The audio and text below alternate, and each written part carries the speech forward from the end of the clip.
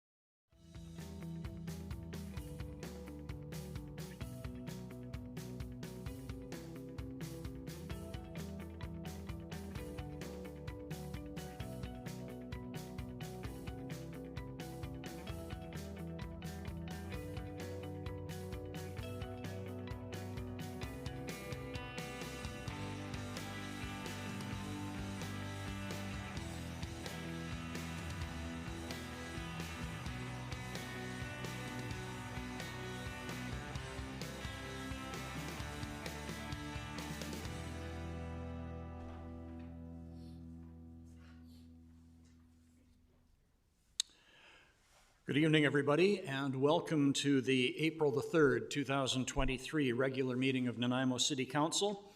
I'd like to first recognize that we are holding this meeting on the traditional territory of the Snuneymuxw First Nation. Our clerk tonight will be Ms. Sheila Gurry. I'm Ian Thorpe, the acting mayor at this time. Mayor Krogh sends his regrets this evening. Tonight's regular meeting of council will be held in accordance with the Community Charter and Council Procedure Bylaw 2018, number 7272.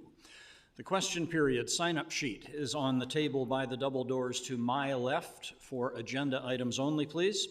If during the meeting any member of the gallery has a question regarding an agenda item, please write down your name and the agenda item on the sheet. Now, council members have been granted the authority to join meetings electronically, and tonight we have the following councillors doing that, attending electronically. I note Councillor Eastmuir, Councillor Perino, and Councillor Hemmons, so welcome to them. First item on our agenda this evening is the introduction of late items. Ms. Gurry. Thank you, Mr. Chair. For late items this evening, we have the removal of agenda item 10A, draft integrated action plan and draft priority actions. This was under consent items and it's not a motion that is required, so it has been removed. And for agenda item 13, bylaws, the addition of zoning amendment bylaw 2022, number 4500.200. And that's it, Mr. Chair. Thank you very much, Ms. Gurry. So a motion for the adoption of the agenda as amended, please. Councillor Brown, Councillor Manley seconding. All in favor? Any opposed? Carried. Thank you. Motion for adoption of minutes as circulated. We had two sets of minutes, one from the March 6, 2023 meeting, the other from March 20, 2023. We can take those together. Councillor Brown, seconded by Councillor Armstrong. Any discussion? Then I'll call the question. All in favor? Any opposed? Carried. Thank you very much.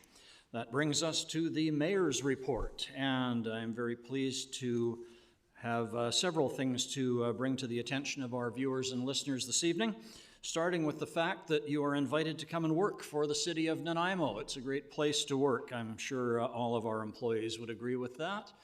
and you are invited to work with us. We are currently looking for candidates to fill the following positions: Municipal Services Inspector, Buyer, Recreation Coordinator for Aquatics, Casual Police Information Clerks, Application Support Positions, Civil Design Technologist, Temporary Recreation Leader, Roads Management Specialist, Building Officials, Casual Police Services, Custodian, Relief Pool, and Casual Lifeguards and Instructors. And still on the topic of employment, we are having a job fair coming up, so if you are interested in learning more about upcoming positions with Parks, Recreation, and Culture, please join us for a job fair on Thursday, April the 13th, from 2 to 7 p.m. at the Nanaimo Aquatic Center. Staff will be on site to answer questions and accept resumes for arenas, business services, culture opportunities, community recreation, custodian services, parks and trails, and of course aquatics, where we certainly have always a need for staff in that area. Recycling. Help reduce blue cart contamination. I want to tell you that this spring the City of Nanaimo and Leadership Vancouver Island are partnering on a social media campaign to encourage Nanaimo residents to recycle right. Across BC, many communities are facing high contamination rates in their curbside recycling carts, and Nanaimo, I'm afraid, is no exception. The city is upping its efforts to bring these contamination rates down, but we need everybody's help. The hashtag Recycle Right campaign is a call to action, and over the next 2 weeks we invite you to help raise awareness and for a chance to win some great prizes. So to enter, share your photos and or videos showing how you and your family recycle right. Tag the City of Nanaimo on Facebook and or Instagram and use the hashtags Recycle Right and Nanaimo Recycles. And you can download the Nanaimo Recycles app and try out the handy What Goes Where tool. Will your commute be affected this week? Well, there is a good chance that it might due to ongoing construction projects in our city. Things are busy. Mary Ellen Drive is an active construction zone, as many people have noticed. On nights that road markings will be taking place, the parkway access will be closed from 6 to 11 p.m., so please use the Old Island Highway to access businesses within Woodgrove Crossing. From 11 p.m. to 6 a.m., the road will be completely closed to traffic. Please exercise patience, of course, as drivers get used to the roundabout configuration that is taking place there. Hopefully, it will be a big improvement. Departure Bay Road from Highland Boulevard to Island Highway 19A will have lane closures to accommodate sidewalk construction. Expected hours of construction are 6 p.m. to 6 a.m. However, some day shifts may be required, so again, please, we ask your patience. Country Club Drive from Wassell Way to Colwood Road will be closed during the day for a water main upgrade. Access will be limited to residents and emergency services, and so other commuters should plan an alternate route. And I'll mention the southern Bowen Road access into Bevan Park remains closed 24 hours per day to all vehicle traffic, cyclists, and pedestrians until April the 14th. Please use one of the alternate park accesses. And we are installing new water and sewer services while upgrading Albert and 4th Street. With help from federal and provincial governments, the City of Nanaimo is starting to work on upgrading Albert 4th Street. The city will replace aging water mains, provide a new fish-friendly culvert for Cat Stream, improve sanitary sewer mains, and undertake safety and roadway improvements on Albert Street between Pine and Milton Streets. Water main improvements include replacing an aging steel water main and adding a new water main on Pine Street, which will improve water quality and available flow for firefighting and reduce the risk of future failures. The Cat Stream culvert under Albert Street will be increased in size to handle larger storms due to climate change and also to improve fish passage. Infrastructure upgrades provide an opportunity to improve safety and comfort of all roadway users, including those who walk, bike, take transit, and drive along this corridor. And I'll mention that with contributions of $846,000 from the Government of Canada's Community Building Fund and $500,000 from the BC Active Transportation Infrastructure Grants Program, Nanaimo will include cycling facilities, concrete sidewalks, street lighting, improved transit stops, and a retaining wall to provide additional road width along the S-curve on Albert Street between Pine and Kennedy Streets. Total project construction costs are expected to be $4.4 million. Those costs include $2.2 million for underground utilities, $1.3 million for roadworks, street lighting, and retaining wall, and $0.9 million for sidewalks and cycling lanes. And still on the topic relating to construction and improvements, we are improving our asset management in the city of Nanaimo. Back in 2021, the city embarked on digitizing the way we managed city-owned assets such as roads, water mains, fleet vehicles, parks, and buildings to keep all the information in one place. This week, we begin the phased implementation of the new asset management software system by starting with our sanitary sewer department. The software will make it easier to determine the best time to proactively maintain assets to get the longest lifespan out of them and when to replace them before they get too expensive to replace. This multi-year project received funding from the Canada Community Building Fund and is expected to be complete by 2025. And with all of that said, that brings me to the end of the mayor's report, and we'll move into our agenda, the rest of the agenda for this evening. Ms. Goury, I don't believe there's anything we have on our Rise and Report for tonight, and we have no presentations, so I'm going to next ask for council's adoption of minutes, committee minutes, and actually no motion is required, but these committee minutes are to be received. And we have no consent items this evening as well. Ms. Goury, thank you. Delegations unrelated to agenda items, none, so we move to reports, and I'm certainly looking forward to this one, the state of the Nanaimo economy. Mr. Mr. Corson is going to do the introductions, and I'll turn it over to you briefly. Great. Thank you, Chair. Good evening, Council. So each year, our Economic Development section prepares the Nanaimo State of the Economy report, which pulls together a myriad of data from a range of sources to help tell the story of the Nanaimo economy. It's my pleasure to introduce Ms. Manhas, who's going to provide you with this brief presentation, and she's going to talk to you about some of the key trends which are we've been seeing in the Nanaimo economy over the last year. It's definitely a good news story for Council, and we're happy to answer any questions you might have afterwards. Thank you. Thank you. Ms. Manhas, Economic Development Officer, always a pleasure to see you. Welcome, and please go ahead. Thank you very much. Good evening, Chair and councillors. You've all received a copy of the State of the Economy Annual Report. I'm just going to touch on a few of the highlights here. Our city continues to be a magnet for new residents as well as new businesses. Our estimated population for 2022 is just over 102,000. As you know, we were in the top 5 regions for growth in Canada in the latest census, and our growth rate was twice as fast as the nation's growth rate. We grew at 10.3%, Canada grew at 5.2%. BC as a whole positioned really well as 4 out of the 5 top growth centers in British Columbia or in Canada were from BC. Along with population, housing has also been increasing. Housing in the city of Nanaimo increased by 10.4% in the last census. Population growth is very important because it speaks to our attractiveness as a place to live, to work, and to invest.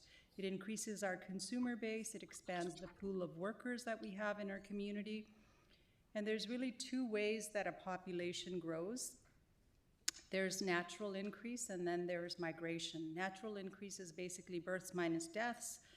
If we look at the RDN's natural growth rate, it's minus 900 to minus 1,100 per year, if we look at the average of the last 5 years. So the fact that we're growing is due to migration. Over the past 5 years, just over 3,400 residents moved to this regional district of Nanaimo each year. Half of the newcomers have come here from other parts of BC, 34% from other provinces, and 17% from other countries. Most of the growth in BC is a result of international migrants. So if we look at the last 5 years average, 73% of the population growth in BC has come from international migrants. If we look at the city of Nanaimo, our natural growth rate is -400 to -500 persons annually. Nearly 2,200 people moved to the city of Nanaimo in 2021. 71% of those people were in the working age group of 15 to 65. Nanaimo's population is also getting younger over time. If we look at the Nanaimo's average and median age in the last census, it was younger compared to the census in 2016. The largest growth over the next decade is also projected in the 25 to 44 age category. There's going to be an increase of over 6,000 persons in that age category. The recent remote working trend is really making cities like ours, mid-sized cities, very attractive to workers. And because we offer many of the urban amenities, but our cost of living here is significantly lower than communities like Victoria and Vancouver. And when we look at the most recent statistics of where people are coming from, actually, the city of Nanaimo receives most people moving here from the city of Vancouver, followed by the city of Victoria.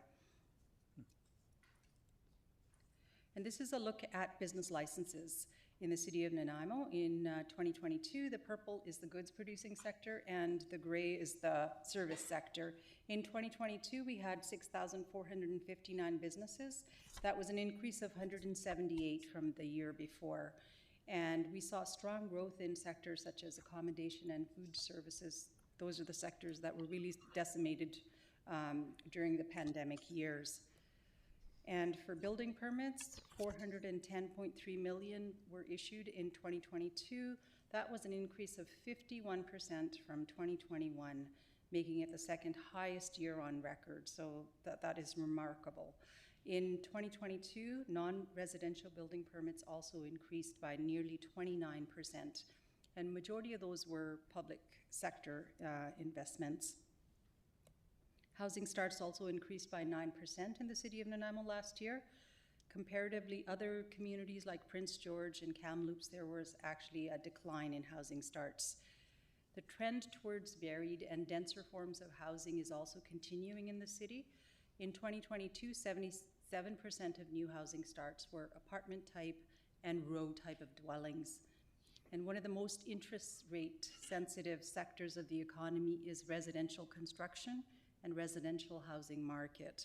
The housing market was really strong until spring and summer of 2022. Then it started to slow down as there were successive interest rate hikes throughout the year. If we look at December to December comparisons for a single family home in the city of Nanaimo, the prices had dropped by 10%. That's the difference between 2022 and 2021. Sales also dropped in Nanaimo as well as in other regions like Victoria and Vancouver. Sales dropped close to 30% in Nanaimo and close to 20% in Vancouver and in Victoria. Higher interest rates are going to continue to dampen demand into 2023. Home ownership was also up in the city of Nanaimo. It was at 66.7% in the last census. This is an increase of 0.8% from the previous census. Statistics Canada uses a measure. It's the measure of 30% or more of your income being spent on shelter costs. They consider that housing affordability. So we were up in that. In 2016, 27.2% of the households in Nanaimo spent 30% or more of their income on shelter costs. In 2021, that was 24.4%. This is an improvement of 3.2%. So that was really great to see. Jobs grew by 10.8% in the last census. Service sector really accounts for most of the jobs, 85% of the jobs, and the goods producing sector accounts for 15% of the jobs. Most of the job growth in the last census came from the service sector. Healthcare and social services led the charge with near 1,500 jobs added, followed by education services at 685, transportation and warehousing at 490, professional, scientific, and technical at 440. And on the goods producing sector, construction sector was the strongest one. They added 740 jobs. Nanaimo's labor force grew by 6.9% in 2022. Vancouver Island grew by 3.1%, BC by 1.2%. Historically, Nanaimo's labor force participation rate has always been lower than BC and Canada, but higher than Vancouver Island coast. But since 2017, we've been seeing that our participation rate is trending really close to BC and Canada. And this is consistent with more younger people moving into our region. And it could partly be the fact that more retired people are also staying in the labor force. Unemployment improved greatly in 2022. Unemployment rate for the city of Nanaimo was 3.6%. It was lower than Vancouver Island Coast, BC, and Canada. In terms of job postings, there were 39% higher in 2022 compared to 2021. BC's increase was 20%. Most of these jobs were full-time positions, 60% of them. Further 20% were jobs where people or workers could decide whether they wanted to work full-time or part-time. 18% of the jobs required a university education in 2022. This is a growth of 36% from 2021, and it's great to see that there's good growth in well-paying jobs. Top employers by number of postings last year were VIHA, VIU, Lowe's, BC Public Service, and Home Depot. Nanaimo's median household income was near $77,000 in 2022. Average income was over $97,000. Per capita income was close to $40,500. Over the next 5 years, our projected median household income is expected to grow by 2.7%, and average income as well as per capita income is expected to grow by 3.6% per annum. Nanaimo lags behind BC's average, median, and per capita income. For example, in 2022, our median household income was $12,500 less than British Columbia. As for education, although education levels have been increasing over time, Nanaimo does lag behind BC in post-secondary credentials. If we look at people between the ages of 25 to 64, 28.6% of those people had a bachelor's degree or higher. In BC, that percentage is 35%, and in Canada, it's near 33%.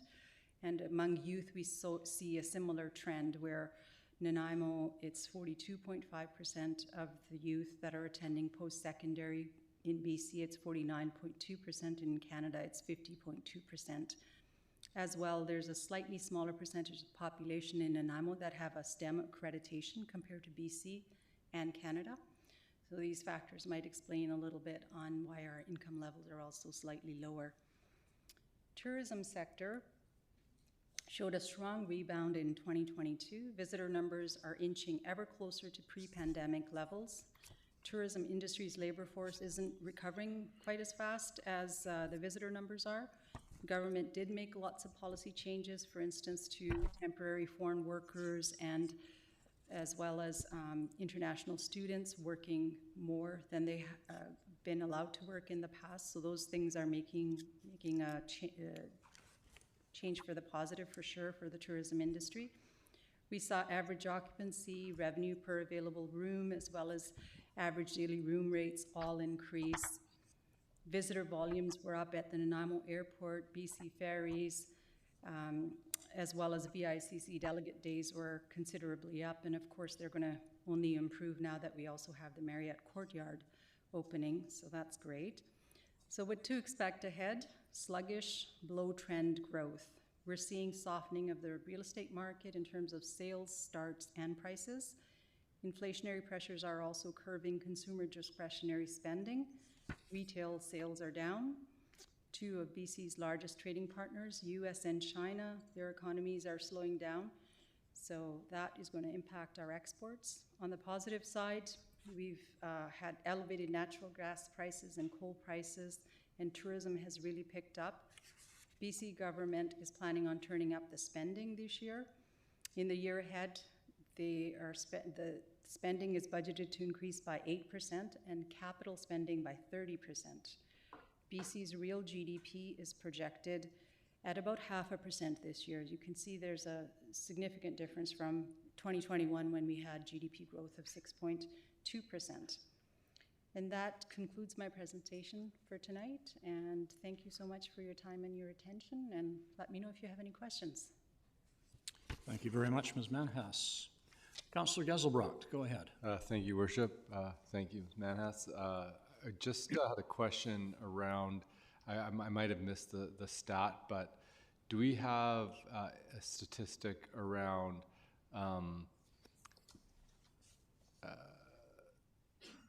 job postings that aren't being filled, or like the job, is that reflected in the unemployment rate, or is there another statistic that captures that? Because I know it's been a struggle for a lot of organizations just finding people to fill, and we're advertising at our council meetings now. Right, yes. I don't think we don't have that information in at our community level, but I think it's available for Vancouver Island level for sure. Okay, thank you. And I see Councillor Perino. Go ahead, please. Thank you, Chair, and through you too, staff. Thank you for this report.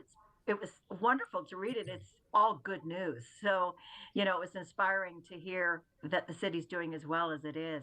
So my question is, we know that the permits have in 2022 were 410 million. Now, a lot of those permits will be at the stage where the building will be completed this year. Is there some way to register how that will, how will that show to us success? I'm not even sure how to ask it. I just want to know how that will change, because a lot of the building that we gave permits for in 2022 will be finished building in 2023. And I'm wondering what you suspect you will think is a change. Thank you, Chair. Ms. Manhas. Thank you. So building permits is really shows you the intentions of construction coming up, so what people are intending to do, whereas actually this might be a question that's better answered by Bill. Mr. Chair, just if we have clarification for the councillor, was you asking more towards what the tax base would change? Is that the question? Thank you, and Chair, no, through you, no, not so much the tax base, but the permits will mean that there's a lot more homes available. So I'm wondering what we anticipate as far as how that will change what this report was telling us. If we have an understanding about that yet, or is it too soon to ask? I just see, when you think 410 million in permits, how many housing options will be available this year, because those permits, of course, they'll have begun the construction, and what will that mean for our families? What do we know about that? What does that tell us? Okay. And maybe that's too vague a question. I apologize. No, that's okay. I think there's information on that, because I do a further analysis on it in the report. I'll try to see if I can quickly find that here, because it speaks to what percentage were residential and how many housing that's going to create. Sure. And overall, Vancouver Island as a whole has a constraint in terms of how much we have in housing compared to the rest of British Columbia. We've been shorter than the rest of British Columbia. So it's taking us a little bit longer. That's why when you look at the new housing starts, for instance, we are in the positive. Even though inflation is going up, we're still actually in the positive. New housing starts increased compared to last year, whereas in some of the other communities you'll see they've actually decreased from last year. The reason being that we need to build up our supply a little bit more. Our supply was less than what it is in the rest of British Columbia. That's helpful. That's helpful. And I should also say, I thought this report was excellent. Just extraordinary work. So good on everybody who put it together. Thank you. Thank you kindly. Thank you. Mr. Harding? Yes, Chair, Mr. Courser, Mr. Lindsay can also answer. I think it was a number of units. A few weeks ago, Mr. Lindsay came and gave you a presentation on units.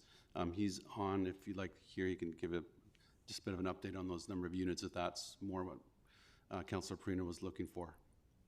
Mr. Lindsay, welcome. Thank you. Good evening, Council.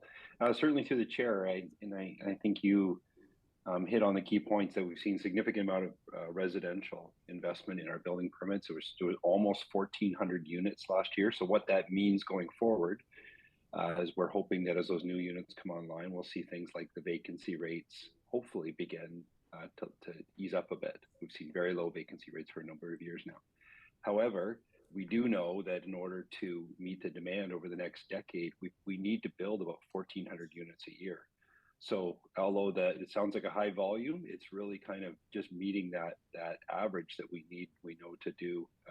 We need to deliver year after year. So, but hopefully bringing those new units, we'll see some impact on the vacancy rates. Thank you, Mr. Lindsay.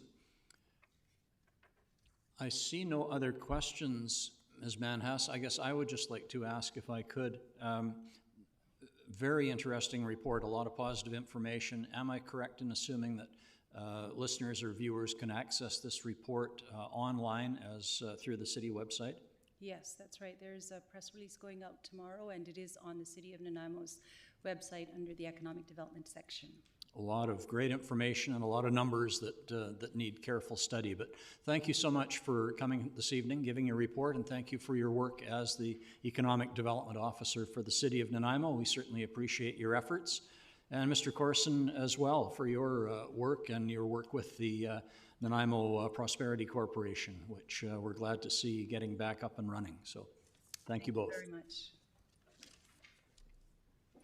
Next, council appointments to Parcel Tax Roll Review Panel. Ms. Mercer, welcome. You're going to introduce this. Thank you. So parcel tax bylaw has been set up for 5 properties on Morningside Drive for their share of a city sanitary sewer project, and it will be effective starting in the 2023 tax year.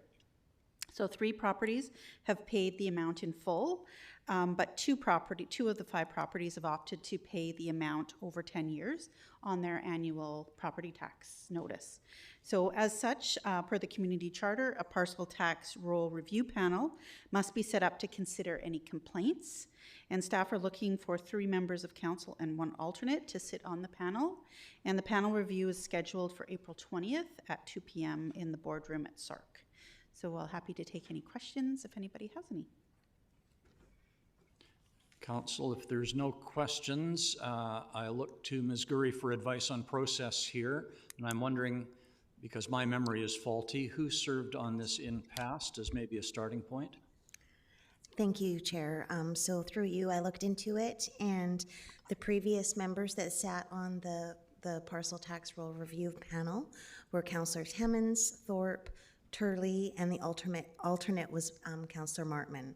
So we are looking for, as Ms. Mercer said, 3 members of council and an alternate, because 3 must sit on the panel. So if one can't make it, an alternate in place.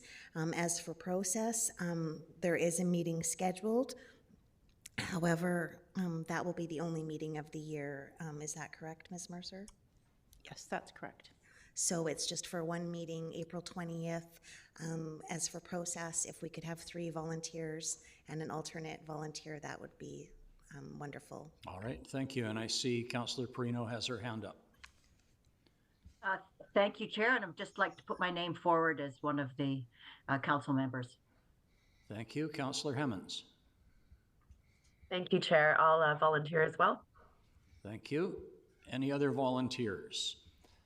I was apparently on this group before. I'm willing to serve again if needed, but certainly if others are interested, please indicate.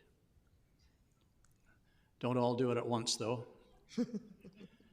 So Councillor Perino, Councillor Hemmons, and myself are willing to serve as 3, and we would need an alternate. Councillor Armstrong is putting her hand up. So could I get a motion from Council? Thank you. Councillor Brown is moving that the members be Councillors Perino, Hemmons, Thorpe, with Councillor Armstrong as the alternate. Councillor Geselbrecht was seconding. Any discussion or further volunteering? Call the question then. All in favor? Any opposed? Carried. Thank you very much. Thank you, Councillor Perino and Councillor Hemmons and Councillor Armstrong. So we move to the Growing Communities Fund Reserve Fund bylaw, and again, it's Ms. Mercer. Thank you. So per the terms of receiving the $16,088,000 from the province under the Growing Communities Fund, the city is required to place these funds in a newly created statutory reserve fund. So based on that requirement, we're here tonight asking for 3 readings be given to the Growing Communities Fund Reserve Fund bylaw so that the city is compliant with provincial terms. So just a note, at the April 19th Finance and Audit Committee meeting, staff will be bringing a report on with projects that this funding can be used for. But this is just an administrative part of the fund. All right. So I'll be happy to take any questions if anybody had any. Any questions of council? Seeing none, Councillor Geselbrock, can you read the motions or the recommendations? Move that Growing Communities Fund Reserve Fund bylaw 2023 number 7361 to establish a Growing Communities Fund Reserve Fund pass first reading. Seconded by Councillor Armstrong. All in favor? Any opposed? Carried. Councillor Move Geselbrock. that Growing Communities Fund Reserve Fund bylaw number 7361 pass second reading. Seconded Councillor Manley. Any discussion? Call the question then. All in favor? Any opposed? Carried. Thank you. Move that Growing Communities Fund Reserve Fund bylaw 2023 number 7361 pass third reading. Seconded by Councillor Armstrong. All those in favor? Any opposed? And that carries. Thank you very much. Thank you, Ms. Mercer. And we'll move to Neighborhood Association Annual Engagement Event to be introduced, I believe, by Mr. Lindsay or Mr. Harding? Ms. Bhopal Singh. Yes. Welcome, Ms. Bhopal Singh. Good evening, Council. You may recall that back in 2022, April, you adopted a policy to support neighborhood associations, and in that policy, there was direction to, or a commitment by Council to hold an annual engagement event.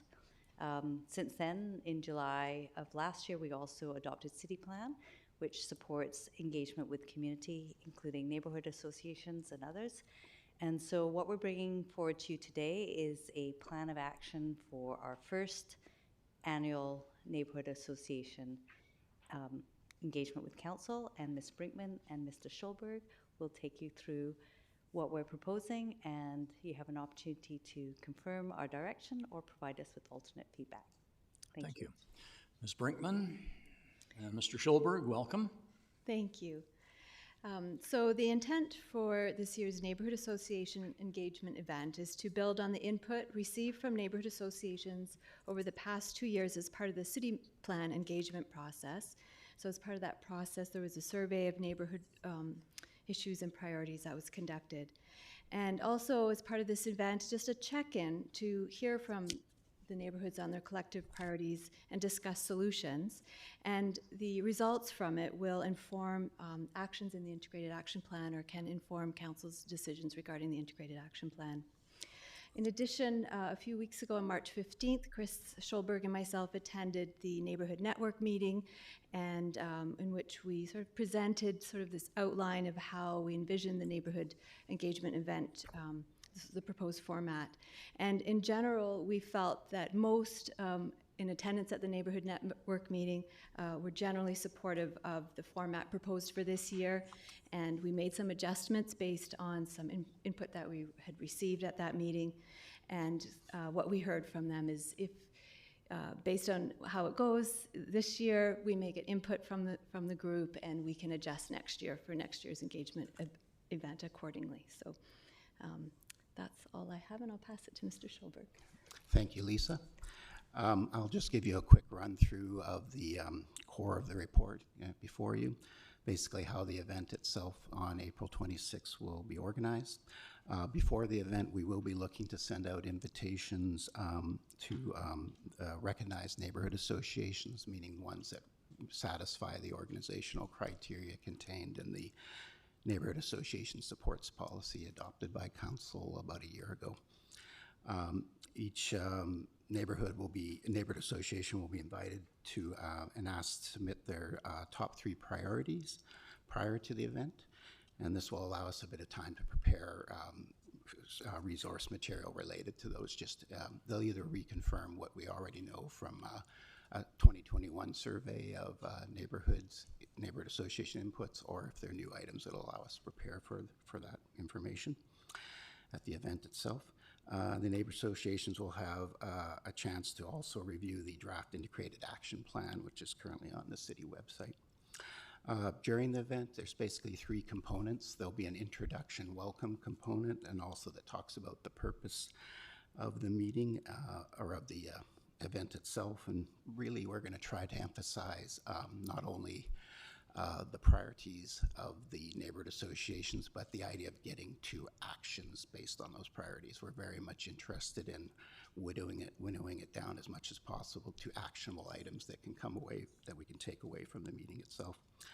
A key part of the event will include an opportunity to review each neighborhood association's top 3 priorities, and we'll do this through a 5 breakout tables. And we sort of organized it that way because we do want councillors to be present at each table during an hour-long discussion of the priorities with neighborhood groups. So likely there'll be two councillors per table, with one councillor at the 5th table. And then the final component of the event will actually be to then do a report out on the discussions that happened at the individual breakout tables, the priorities that were identified there, and ideally also the actions that have been identified by the groups themselves related to those priorities. Basically, this information will be, there'll be a record after the event that we put together summarizing the information heard, and then we'll provide those draft notes to the neighborhood associations that participated, just to ensure that we're confirming the information that they provide and there's accuracy there. And then the idea will be to bring a finalized summary in the form of a council report back to council, and along with consideration of any relevant recommendations from staff. I think that's in a nutshell what I was going to say. Thank you, Lisa. Thank you. I see Councillor Armstrong with a question. 2 questions, if I may, please, through you. The date is Wednesday, I think the 26th, from 6 to 9. How come 6 when that's when most people eat? Because I've heard that, you know, especially for those that have kids and stuff. Have we looked at maybe 6:30 to 9:30 even? Well, I guess I can say, I mean, ideally, generally 3 hours gives us a sufficient amount of time to have these sort of discussions. We are looking at providing assistance for folks with children if they attend, so there'll be some care element there. If that's, we'll reach out to the neighborhood associations and ask if that's something of interest. Food provided, there will be food provided as well at the event. So. And my second question, and this goes back to the same ones I had before, I'm concerned that we're only recognizing the neighborhood associations that meet the city standard. When we know that there's lots of Facebook, like I know like in my neighborhood, and the discussion was, did we want to do a formal one? No, because people don't have the time nor the inclination to jump through the hoops. So would it be possible to do a future meeting for those that aren't recognized neighborhood associations? For those that are like the Facebook group sites, I know that we've got emails from people in the community that don't have a recognized neighborhood community association, but do have a lot of community involvement, or even such as like their stratas that, you know, have their strata meetings, which represent 500 or 600 people in some of the places. Thank you. Okay. Through the chair to Councillor Armstrong, if council wishes to direct us to do a second engagement event with a different criteria, council can do so. I think as council appreciates, we brought forward the recognition criteria and the policy based on actually initiated by neighbourhood groups themselves. And we recognize it's a challenge for council balancing all those pieces, so you are quite able to give us direction as you see fit. Thank you. Thank you. Thank you. I have Councillor Manley and then Councillor Perino. Thank you, Chair. Yeah, through you, that was a similar question just about the recognized and unrecognized. So the unrecognized neighborhood associations just aren't meeting the policy requirements. Is there assistance provided to them to help meet those requirements? organizations that are meeting somewhat, or what's the, just curious. Sure. Thank you. Yes, I mean, there is some policy, there's actually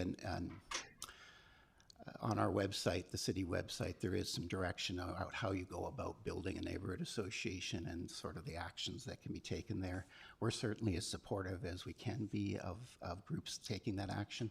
We certainly don't want to exclude anyone from any form of discussion, but in order to comply with the policy requirements, we need to, so council has some certainty that a group that's from an area actually has an organization, at least in existence, that has some elected structure and some connection to the neighborhood itself.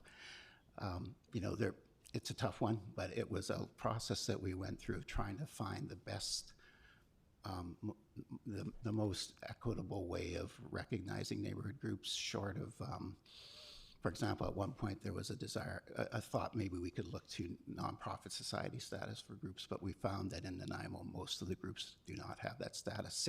Six of the neighborhood associations currently have that status, but we felt it would be fairer to actually provide a series of organizational criteria that we felt were fairly easy to satisfy to become to be recognized, and we went with that process, or at least that was recommended to council, and that was the process that council adopted. Okay, thank you for that. Thank you. Councillor Perino, go ahead, please. Well, thank you, Mr. Chair. And actually, my question was very much the same. But first of all, I'll say through you to Mr. Scholberg that this is an excellent report, and I'm thrilled to see this happening and looking forward to the event. My concern was we did receive a few emails about the non-recognized neighborhood associations, and I think. I hope that you do respond to them, because what you've just said about, you're very willing to help them to become an organized association, and then they would be included in on this, certainly either for a second meeting or next year. So I just didn't want to leave them out in the cold, because it's tough when you can't get it organized. And I see the purpose of this for now, but I hope we do respond to those that got in touch with us, because I think this is going to be a very worthwhile event. I'm really looking forward to it, and thank you for the work you've done on it. Thank you, Councillor Perino. And if I may, to Ms. Bhopal Singh or Ms. Brinkman or Mr. Scholberg, maybe this is getting too much into the details, but do you foresee an opportunity for would councillors be assigned randomly to the groups, or would there possibly be an opportunity to rotate among the different organizations, or do we know yet? Through the chair to Councillor Chair Thorpe, this is a very timely question, and we have put a little bit of thought to this. So one option is for council to be randomly designated a table and then rotate every 30 minutes, so they have a chance to listen to the different groups and their perspectives. Great. Thank you very much.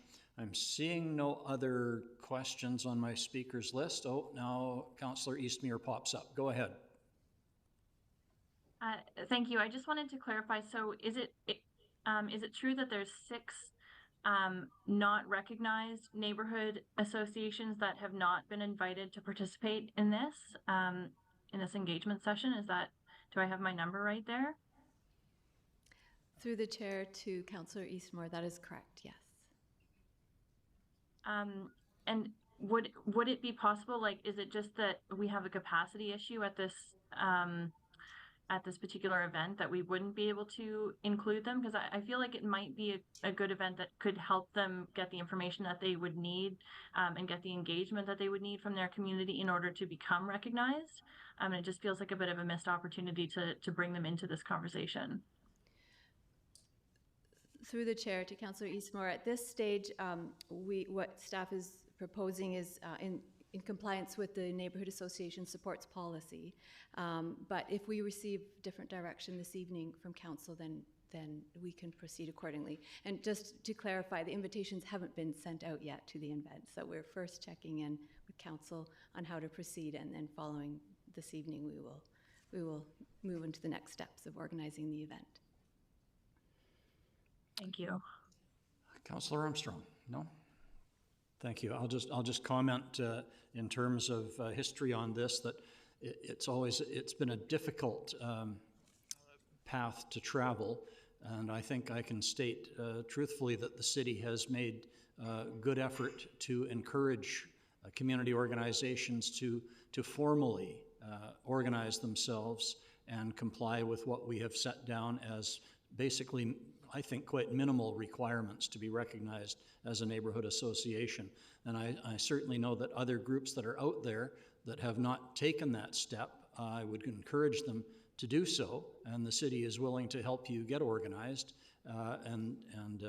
so that we have a better understanding of who is representing the people that live in these various areas. That's always the challenge for council. Who are you speaking for, and do you have that authorization? So I think it is important that we have criteria for what is a neighborhood association, and I think it's important that we stick to that criteria that we have laid out, and at the same time encourage other groups to examine that criteria, see if we can assist them in fulfilling that and becoming more formalized.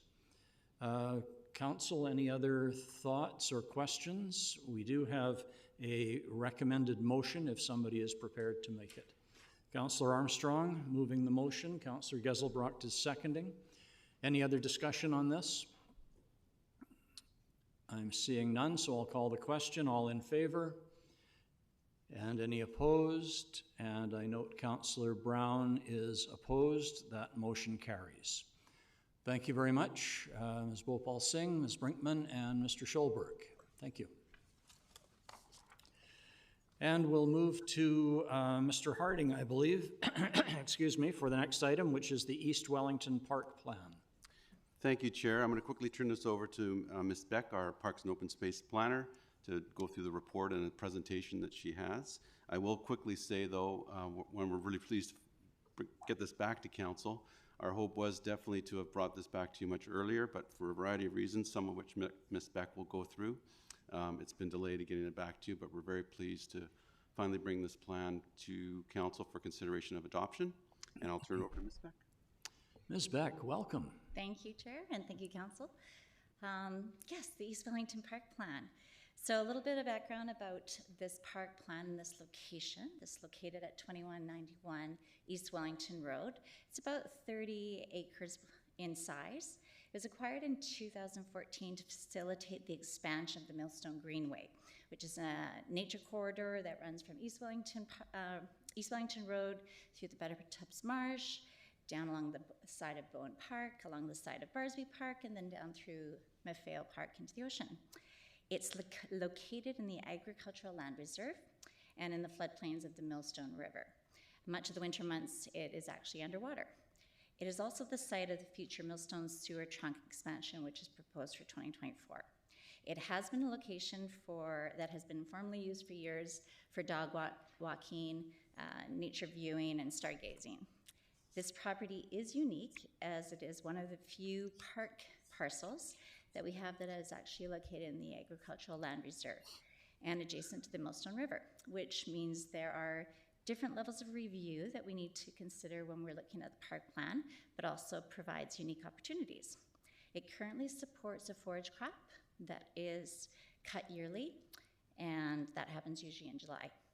So some of the potentials that this property has is it does support agricultural production in our parks, which is, again, very rare, along with opportunities to improve fish and amphibian habitat, riparian restoration opportunities, providing community connection to nature.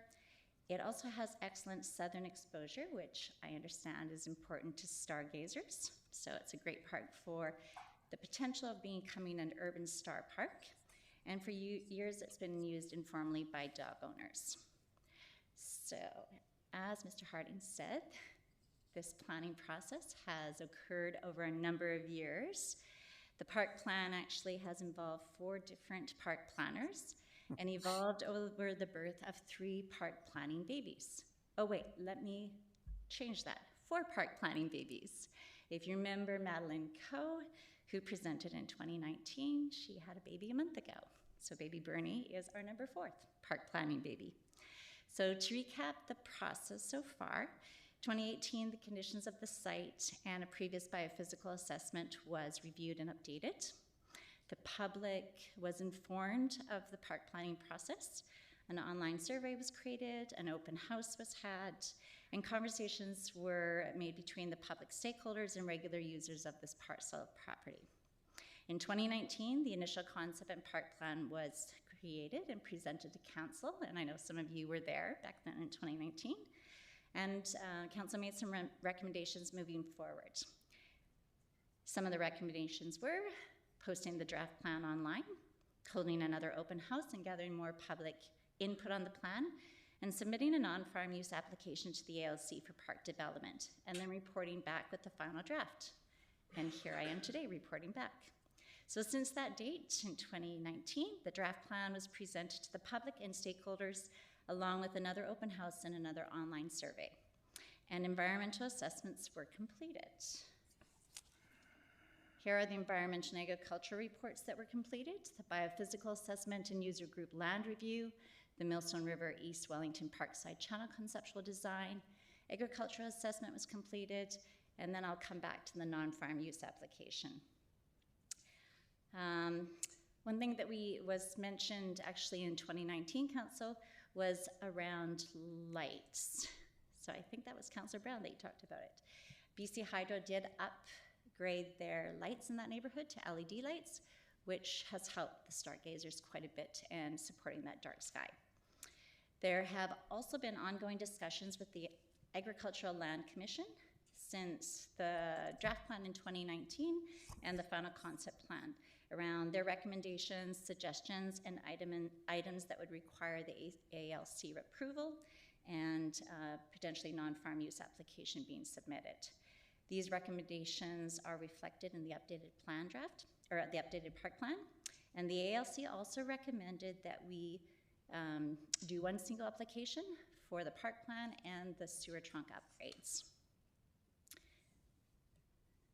So our park vision. This is the park vision that was guided by City Plan, the Nanaimo Reimagine adopted in July 2022. East Wellington Park offers a location for a variety of users to enjoy the natural surroundings while recognizing the environmental sensitivity and agricultural significance of the land. The protection and conservation of this natural environment will be balanced with appropriate agricultural, recreational, and educational opportunities for the community. And through these guiding principles, we came up with 6 park goals. Just gonna allow you to have a look at, see if I can move forward. This is our property as we go through some of our goals, so you have a chance to look at the space as we review it. So number 1, supporting reconciliation, seeking opportunities to collaborate with Nanaimo First Nations on environmental restoration projects. Number 2, supporting environmental conservation and restoration. And this could be environmental and riparian restoration. We are trying to expand that 30-meter riparian setback and densify it. Exploring opportunities to develop and enhance fish and amphibian habitat, invasive plant removal and native plant restoration, and the potential of developing an off-channel pond for overwinter refuge habitat. Number 3, support agricultural production. This could mean restoring biodiversity and pollinator population, exploring agricultural opportunities on site, potentially community gardens and farm plots, potential partnerships to support food sustainability. Nanaimo Food Share currently has a license to farm on the neighboring property across at Dr. Klein's farm. Number 4, integration of education and research, potentially partner with groups such as VIU, who currently have their horticultural program just down the road at the Payne Center, and interpretive signing throughout the park. Number 5, accommodating other user groups. We have bird watchers, dog owners, and stargazers. We would love to see viewing platforms developed right up in the north end there for telescopes, and we would love to see this become an urban star park designation. And then number 6, improving park access and amenities. Year-round access could be gained through a future greenway that would run along the side of the sewer upgrade. We would love to see improvements to that parking lot and seasonal accessible bathrooms. As you can see on kind of along the northeast side of that map, that's where the Millstone sewer trunk upgrade will exist. So we'd love to see a raised trail that would be year-round, and then we would have a soft surface trail that would create a loop. I'm quite a looper, I love the loops, but it would create the loop during the dry season to bring them back to the end. And these are our recommendations: that Council adopt the East Wellington Park Plan as presented in the staff report dated 2023 April 3rd. And if Council moves forward with the adoption of the East Wellington Park Plan, implementation in 2023 may include bringing the park into agricultural production, working with community partners to co-manage agricultural activities on the property, and partnering with the Nanaimo Astronomy Society to pursue an Urban Star Park designation by the Royal Astronomical Society for this location. Thank you. Any questions? Ms. Beck, thank you very much. And this is a unique piece of parkland, and it's been on our books, or this plan has been on our books for, as you indicate, several years. I'm really pleased to see it coming forward, and thank you for your work. Councillor Manley. Yeah, thank you, Chair, through you to Ms. Beck. The dog part of this, is it going to be on leash, or is there an off leash part of this park? We're not going to let dogs run around with the bird nesting areas.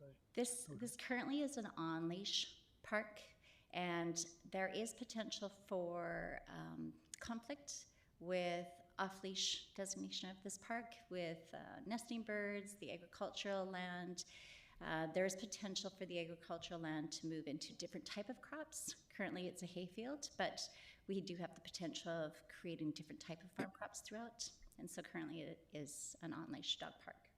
Starting. Okay, crops that work with flooding.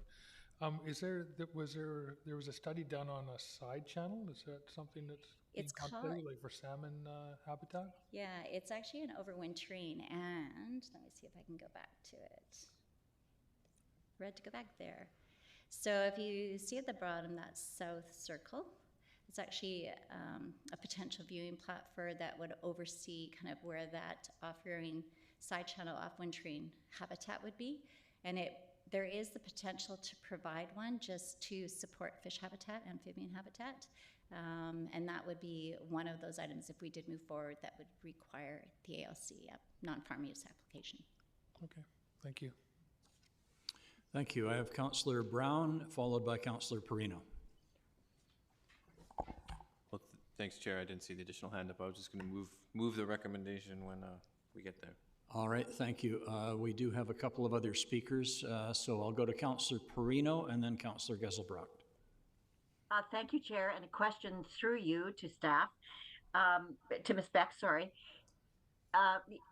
I'm trying to remember because I've walked my dog there too. It's a great spot, but I'm just trying to remember whether or not there's good signage to explain to people why they need to have their dogs on leashes, particularly because of the sensitivity.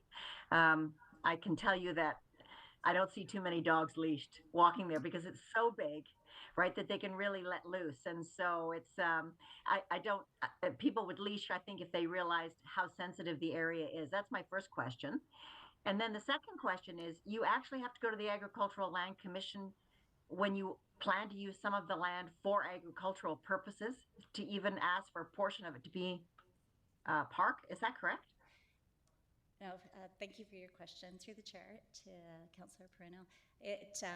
There are certain elements of the park design that require Agricultural Land Commission to do a non-farm use application. So whenever you remove soil or add soil, you will need to do an application for this. The same with interpretive signage. So you're asking about signs to say this is this is environmentally sensitive area. So signage, raised platforms, anything that wouldn't be typically in a farm would require an application for non-farm use. So we do have the desire to do interpretive signage throughout, and that would go through the application that we would present to the ALC. Excellent work. Really pleased to see this come forward. Thank you so much, and I'll be supporting it when the motion gets on the floor. Thank you, Chair. Thank you, Councillor Perino. And just before I look for a motion, Councillor Geselbrecht. let Tyler move the motion and then. Councillor Brown, you're prepared to move the staff recommendation? Thank you. And seconded by Councillor Geselbrecht. Any further discussion? Everybody's good? No, I'll speak. I think Tyler wants to speak. Councillor Brown, you're first. Oh. There we go. Thanks, Chair. I understand with any park development, there's trade-offs and for some user groups and not, but I do just want to say very much thank you to the efforts for the making hopefully it will shape up to be a real nice place to set up your telescope and be shielded a little bit from the increasing amount of city lights. So I really appreciate that, and I know others will as well too, so thank you. Thank you, and Councillor Geselbrecht. Thanks, Chair. I know this came forward to the previous council, and there's some discussion on usage, and I'm just very happy where things landed. And yeah, thanks for all the work on this. And I think the side channel will be a pretty interesting project to undertake. So hopefully move forward with that. So thank you. Thank you. So the motion recommendation has been moved and seconded. If there's no further discussion, all in favor? Any opposed? Seeing none opposed, that passes unanimously. Thank you, Ms. Beck, very much. And councillors, we come to agenda item 13 under bylaws, and I will look to Councillor Geselbrecht. I would like to move that the Morningside Drive Local Area Service Parcel Tax Amendment Bylaw 2023, number 7288.02, to adopt amendments to reflect the change in the year of parcel tax commencement be adopted. Seconded by Councillor Armstrong. Thank you. All in favor? Any opposed? Carried. Thank you. Councillor Geselbrecht. Move that the zoning amendment bylaw 2022 number 4500.200 to rezone 2086 and 2090 East Wellington Road from rural resource AR1 to high-tech industrial I3 with an additional site-specific use to allow a proposed data center be adopted. Seconded Councillor Armstrong. All in favor? And I am sorry.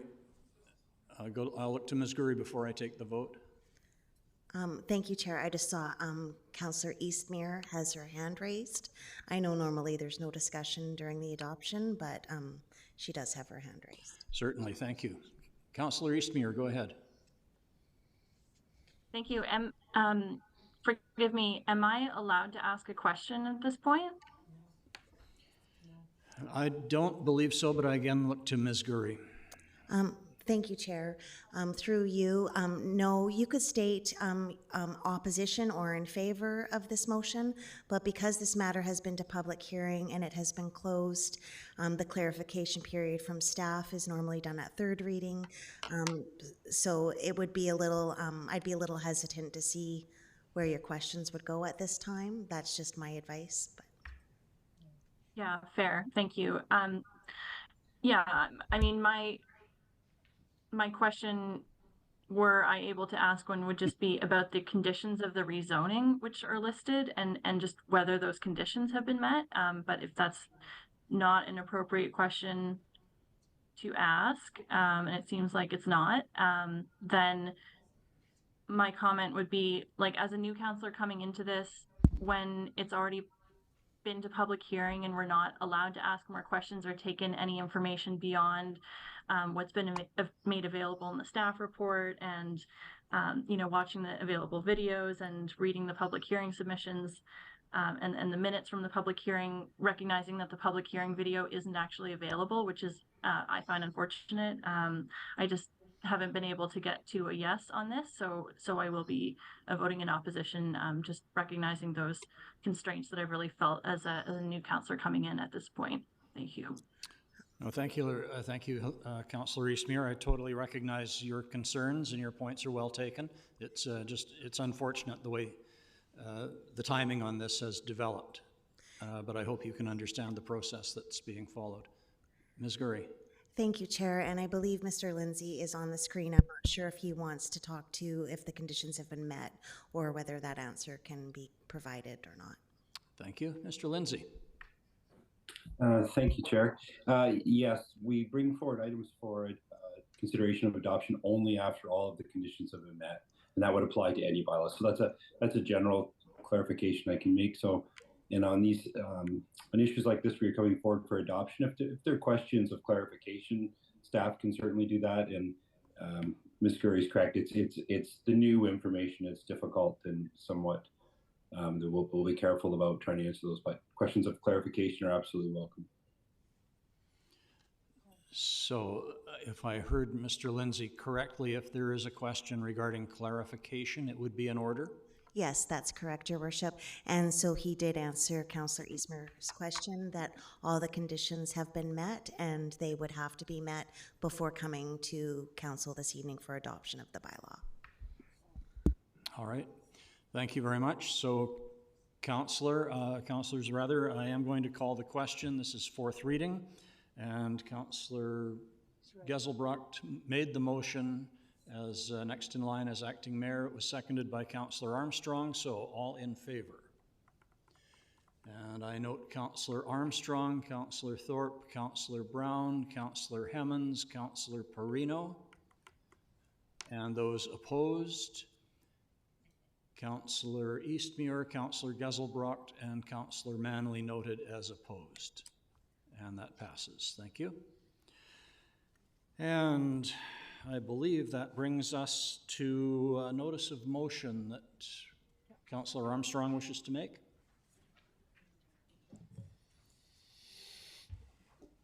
Should be on.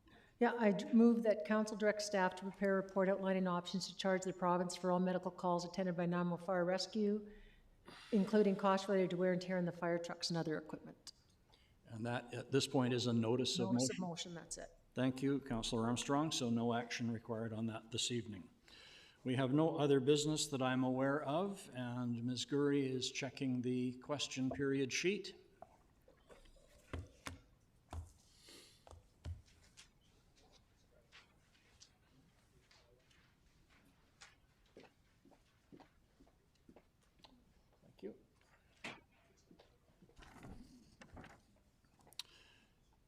And I see three guests in the gallery have questions. First of all, Jonathan, is it Zito? That's Zito, yes. Zito, please come forward if you have a question, sir. Use the microphone at the front here. And it's the agenda item regarding East Wellington Park Plan. Yes. Sir, if you could just give us your name, and you're welcome to ask your question. Yes, hi. Oh, it's close there. My name is Jonathan or John Zito. I'm a resident here of Nanaimo. I'd already had emailed Deborah about that, the park development. I didn't realize how close it was to being a done deal. But I'm here with regards to at least changing the designation, and people are going to get mad at me for saying this, from on-leash to off-leash. There's a lot of benefits to having a beautiful field like that with regards to keeping dogs healthy, keeping dogs active, keeping dogs socializing with other dogs as well as people. Tremendous benefits to their owners as well. And I'd like to know, well, that's one question I have, is why more consideration hasn't been given to this. I know that Deborah had alluded to, and I saw it in the map, of giving a very, very small section of the park to off-leashing by having it fenced in, which frankly, if you've been to other fenced-in small off-leash areas, you usually have more problems than benefits, quite honestly. So I would like, my question would be therefore, in this regard, is to, can we give more consideration to the off-leashing aspect of the park with the benefits I briefly outlined? My other question too, frankly, is with all the plan, how much is all this going to cost? It's a 12-hectare field. It's not very big. It takes 15, 20 minutes to run around, but we're hearing about agricultural use. We're hearing about raising the land, because frankly, it's a bog, you know, except for a couple of months or a few weeks in the summer months. And I haven't heard any allusions to how much this is going to cost the city. Thank you, sir. So, Mr. Harding, can you help address those two questions regarding the dog off-leash and regarding costs? My pleasure, Chair. So the dog off-leash was considered, as many uses in any park open space plan that we do, a number of issues are considered. Dog off-leash was definitely one, and most plans we deal with parks, dogs are definitely part of it.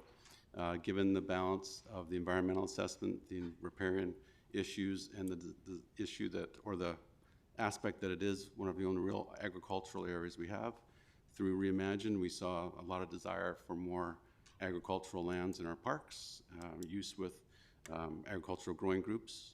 It's one of those issues where you come in, we've got so much parkland, how you want to balance it. So recommendation is dogs are welcome, but they're welcome on leash. Thank you. And can you give us any insights into like with any implementation plan that we have with parks, it comes in at phase, and it comes in with council's direction and prioritizing through capital improvement plans. So all our parks, we'd like to have all of our parks, and a good majority of them do now have an implementation plan or an overall plan, and we come to council every year with a variety of capital projects and programs, and council determines at those times what are the priorities. Thank you, Mr. Harding. Thank you, sir. Okay, thank you. Next, I have Catherine, is it Barwell? Excuse me. Please come forward. I'm Catherine Barnwell. And sorry, it's regarding East Wellington Park as well? It is. I want to point out an irony that within 2 minutes of each other, there have been two separate agenda items on East Wellington Road, which sandwiches East Wellington Road itself between this new approved park and a newly approved change in the bylaw, which would take the other side of East Wellington Road out of the ALR and make it possible to build a data center on that land. And it seems to me that these two things are in contradiction with one another. One is taking into consideration the nature corridor and the ALR designation of the now East Wellington Park, its importance as an agricultural and environmental location. And I'm sorry to interrupt, but I need to hear a question. Yes. This is question period. Yes. It's not a state your opinion platform. It's not my opinion. So my question is, if you're going to spend all of this time and energy enhancing the fish and plant habitat on one side of East Wellington Road, and 200 meters across from that, you have approved the possible building of a data center which will drain wastewater into the Millstone. Now, I want to ask whether or not, because I'm pretty sure I know the answer, the ALR was consulted about the desire to remove the East Wellington land from the ALR in the way that it was consulted to remove or to make adjustments to the East Wellington Park land. Okay, so that's my question.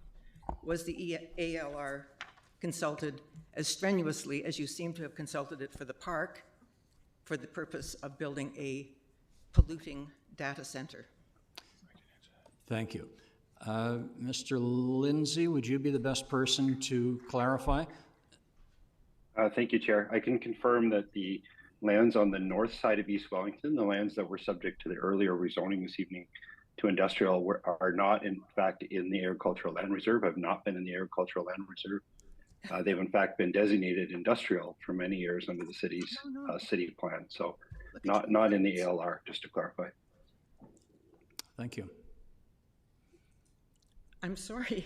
So it's the rural resource, AR1, if you look at your own notes here, East Wellington Road from rural resource, brackets, agricultural resource 1 to high-tech industrial. So is the agricultural land reserve not consulted about this? I think or is it just somebody's whim that it's really not agricultural land over there? I think with respect, you're talking about two slightly different things. Councillor Brown, did you wish to? Sure, thanks, clarify? Chair.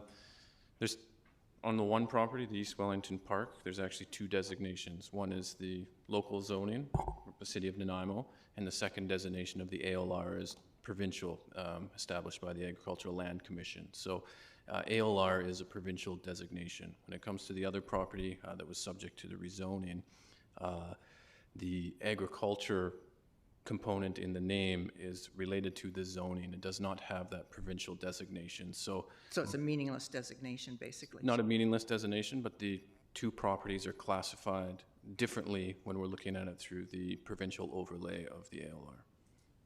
Okay, so it doesn't matter if that side of East Wellington drains water into the millstone, which is being so carefully protected in the East Wellington Park Plan. Separate question and a little bit of moving goalposts there, but with that question, stormwater management would be handled through the city's bylaws. It's not stormwater, it would be wastewater management in the tune of, 200,000 liters an hour. Wastewater 2 would be handled by city infrastructure. Appreciate the question. I hope we've clarified a little bit. It might not be the answer that you wished, Well, but it's an answer.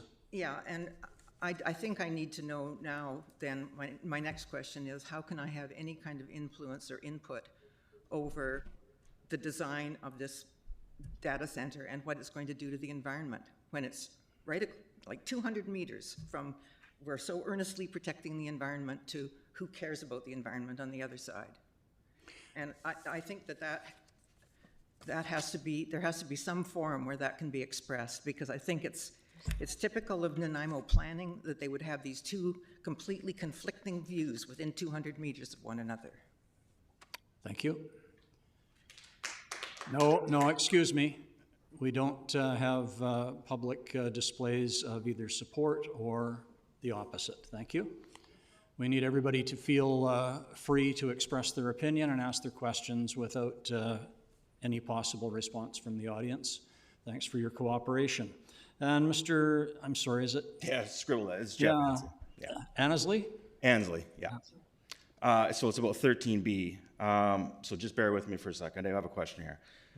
Okay, so recently it was reported that the Norwegian weapons manufacturer Nammo cannot increase its production as supplying the Ukrainian side in the Ukraine war because of power demands by a nearby TikTok data center because it monopolizes electricity. Is there a report you guys could allude me to which suggests how much power this project will use and how it will affect Nanaimo's electrical grid?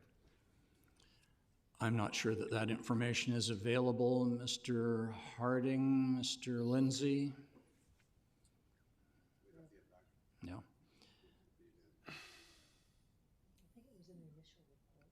Sorry, Chair, I can't see if Mr. Harding was getting ready to answer.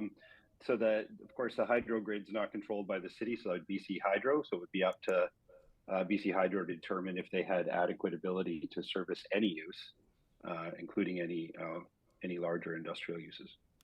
So, but there's no report confirming that our power grid can contain this? So the application, so BC Hydro is aware of the application, they're aware of the proposal, but at the end of the day, they don't model, for us anyways, individual applications on the power grid. We've certainly not had any position back from BC Hydro about modeling, or sorry, about servicing at this point. Okay, thank you. Thank you very much. Appreciate that. And I see no other questions on the question sheet, so motion to adjourn. Councillor Armstrong, seconded Councillor Brown. All in favor? Any opposed? Thank you very much.